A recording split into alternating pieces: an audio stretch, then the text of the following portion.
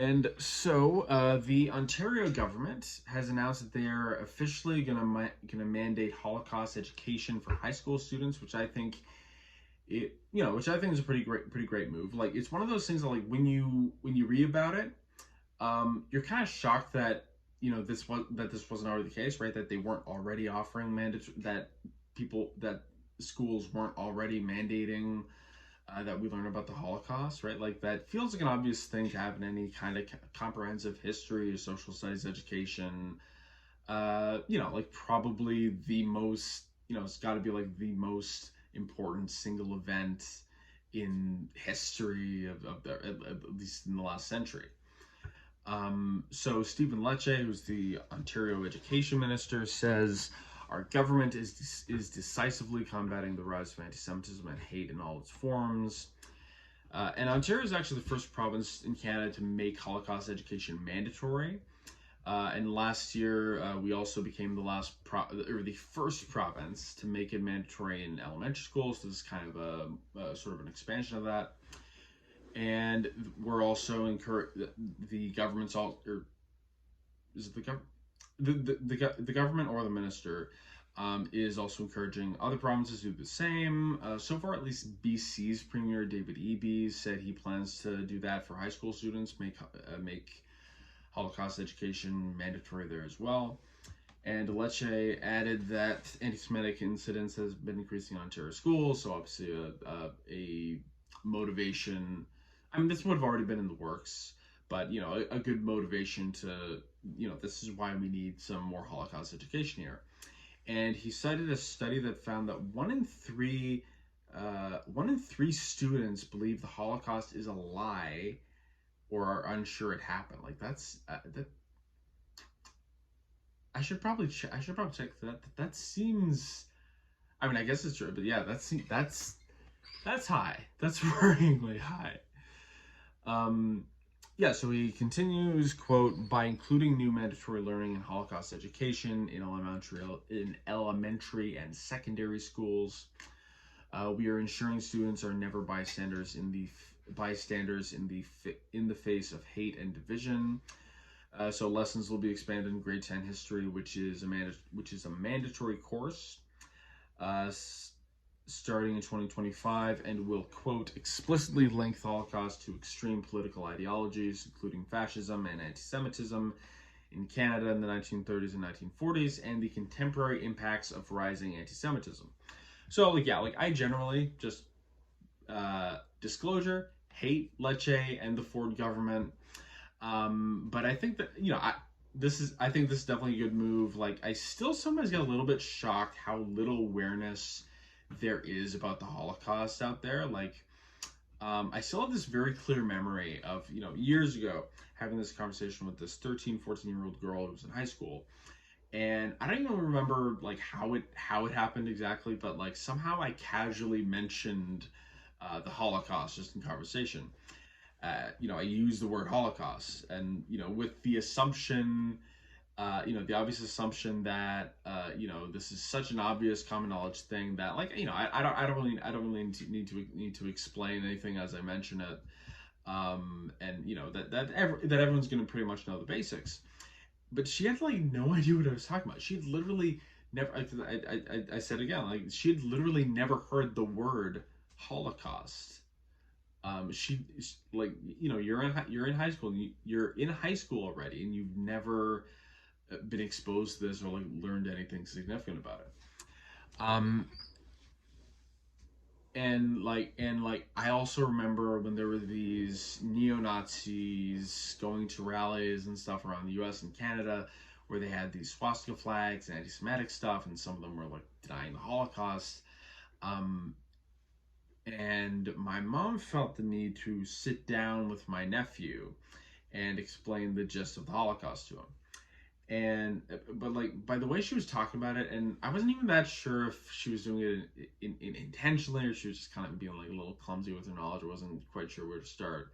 But like the way she was framing it, almost made it sound like some kind of like religious war between Jews and Christians, because like she's talking about like how talking about how like well Jewish people believed in these things and they had these practices and some people didn't really like those, so and I kind of felt the need to jump in and mention that, like, principally the Nazis hated the Jews because of their race, because of their ethnicity, right? It wasn't just that they disagreed with their beliefs. It was that they hated them for what they were, and they, used them as a scapegoat for all these sort of things. And she was just like, my mom was just like completely unfamiliar, unaware with even the idea uh, of the Jewish people being an ethnicity, not just a religion. So I kind of tried to, you know, as best I could, as someone who's not really an expert, but try to explain the gist of like what an ethno religion is. Um, like we could probably use some better, more consistent education for people. And like really, I'm not even sure like where I first learned about the Holocaust. I was always a pretty nerdy kid, and I was always like doing my own research on topics that captured my interest, even when I was in elementary school. Um, like I probably learned more from like my whatever you call it, self study, than I ever did from anything I was just actually signed by my school. Like definitely at that period in elementary school, right? If I'm really learning anything, because I'm bored by anything they're gonna tell me to learn in school. So the only thing I'm really learning is like the stuff I'm just doing of my own, on my own time, of my own volition. Um, and I feel like sometimes the memories kind of blend together, and it's a bit of a double. So like I can't quite remember. Like, okay, did I teach myself that, or did my teacher tell me that? I'm not really sure. I feel like I remember like at least some like discussion related to the Holocaust. So, like I think there I'm pretty sure there was some education about the Holocaust, but I guess it's probably something that's more like on the discretion of the teacher. Um, and I really do like that in the statement there he does mention an exploration of of not just like of Nazi Germany and things they did overseas, but an actual exploration of anti-Semitism in Canada in the 1930s. Because like I feel like oftentimes in Canada, when we do learn about these kinds of horrific historical atrocities, like slavery as another example there, we learn about it from like an international perspective. Um, or we're led to see it as an American thing, as a German thing, whatever, and we don't necessarily spend as much time exploring how, hey, this was a Canadian thing, right? Like we give ourselves more of this distance from it, or if we do talk about our involvement, it's always in like more of a positive way.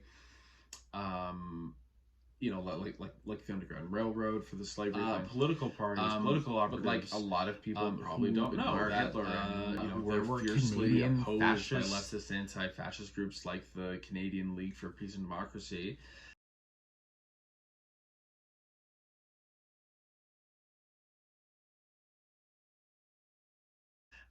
Somehow I'm like a little bit doubtful the Ford government is gonna put that part about the anti-fascists and the leftists in the in the book, because like some of the, I mean, most of the time, and you see this kind of across, when you look at sort of 20th century like political history, it's often like it's almost always like socialist and communist groups that are always the most, um,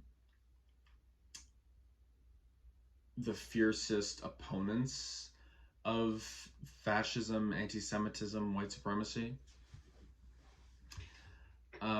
But so people don't really hear much about that, or about how there's a Canadian politician who literally called himself the Canadian Führer, or that like there were Americans who were who held pro-Nazi rallies, and that's where the term America First comes from. That there were American fascist groups who literally tried to overthrow their government and install a pro-Hitler regime multiple times in the 1930s, some of them funded by the Nazis. and that they were like American. I don't really know if there's. See, I don't know enough about my own history, right? I don't know if there were Canadian politicians, but like I know there were like American Congress members who were uh, sympathetic to the Nazis, and some of whom received payments from received funding from Nazis, from the German government.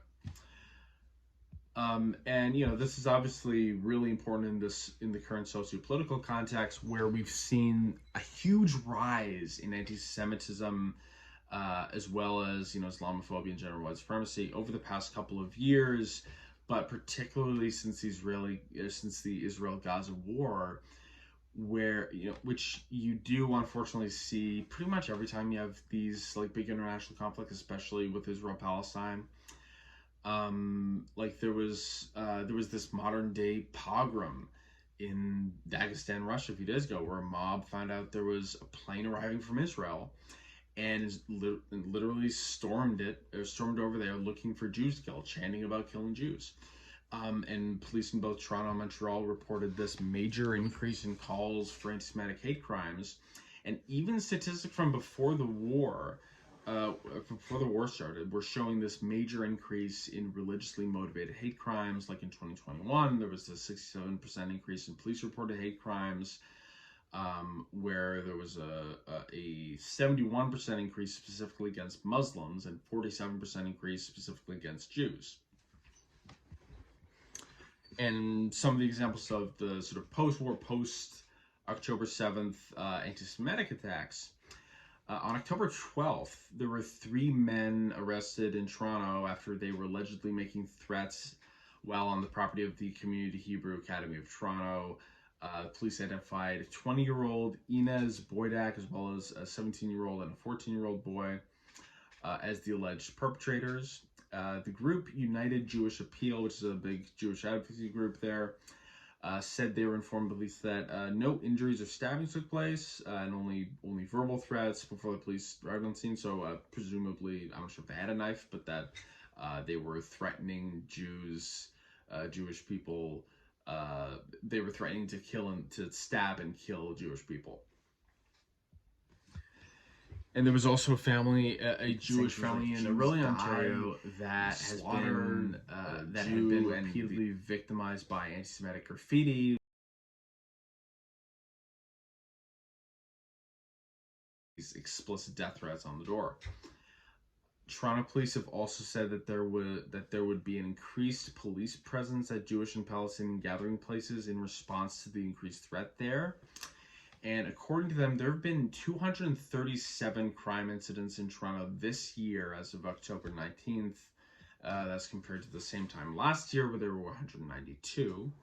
And according to the Toronto Police Service chief, there were 15 reported anti-Semitic hate crimes and 7 anti-Muslim ones between October 7th and 25th. Though, police statistics on hate crimes are usually like, I think they're like generally considered to be like 1% of the actual self-reported amount. So the real numbers are probably way higher. And for the anti-Palestinian attacks in Montreal on October 11th, so this is a couple days after the Hamas terrorist attacks, a video surfaced of this woman who was shouting at a motorist for having a Palestinian flag hanging off their. It says hanging off her car. It says motorist, so I'm picturing someone on a motorcycle. So I'm not sure if that's a typo but someone with a Palestinian flag. And she yelled at them, quote, "You should be raped and dragged through the streets in front of your kids. That's what you should do." And just like freaking, I don't know what's wrong with people, right? I don't know why, like, you turn on the news and you see, for instance, Israel bombed a refugee camp today. And then you go out and like, I'm gonna go spray paint and tell a Jewish person they should die. My random Jewish neighbor that they should die today. Or the other way around, oh, I heard about this horrible Hamas terrorist attack today, firing rockets or whatever. I'm gonna go find a random. Um, in this example, that's not really random. Though the National Council of Canadian Muslims has said they've seen a 1,000% increase in reported Islamophobic attacks or incidents since the start of the war, and we have seen a bunch of random like the that guy in Boston that just that murdered that Muslim kid that he I don't remember if they were Palestinian or if he just thought they were Palestinian. But you hear about like Hamas terrorist attack and you think, oh, I'm gonna go find let me find my nearest Muslim neighbor so I can kill them because I'm angry about what Hamas just did. Like what I get very emotional about these things, right? When I watch the news with with what's happening in Gaza, what's happening in Israel, I get so sad and angry about it. I can't imagine like just blaming like an ordinary person. I don't even blame people in Israel, right? I blame Netanyahu. Even if I said Netanyahu, I don't think I would hit him. you know, um, yeah, this is just the worst.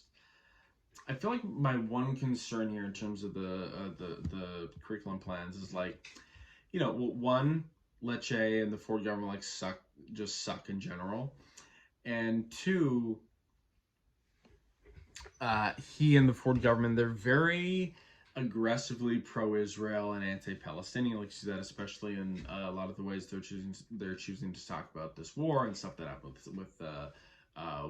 with Sarah Jama and slander against her. Uh, Sarah Jama, the NDP MP who called for a ceasefire in Gaza.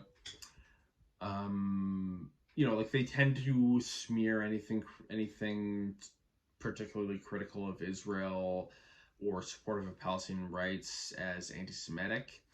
So like I guess the worry would be like if they try to like sneak in some kind of blanket condemnation of just pro-Palestinian activism as anti-Semitism in the sort of contemporary portion of that curriculum. That would be like